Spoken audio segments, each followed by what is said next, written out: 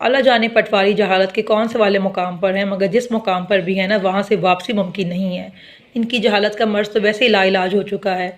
आजकल कहेंगे न्याजी माफिया मांग रहा है, न्याजी डील मांग रहा है, और भाई डीले लेने वाले, माफिया मांगने वाले इस तरह जेलों में बैठ के सजाएं नहीं काटते, ना ही तकलीफ बर्दाश्त करते हैं।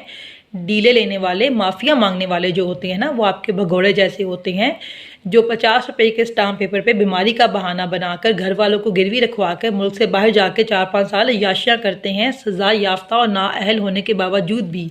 फिर चाहे वालदा की वफ़ात हो या बेगम की वफ़ात हो या भाई की हुकूमत ही क्यों ना हो, वापस मुल्क आने की जुर्रत नहीं करते जब तक दोबारा उनको डील नहीं मिल जाती है।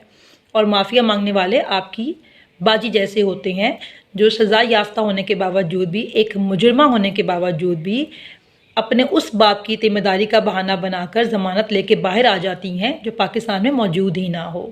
तो आपकी तो हमेशा हसरत ही रहेगी बात कहने की, जो बात हम फ़ख्र से कह सकते हैं कि हमारा लीडर डट के खड़ा हुआ है, ना उसने डील ली, ना उसने ढील दी, और ना ही वो झुका, ना ही वो भागा, बल्कि अपनी कौम के साथ मुश्किल वक्त में डटा रहा, खड़ा रहा। अब आएँ और अपनी तरबियत साबित करें, जो हुई नहीं है। बोलना शुरू करें।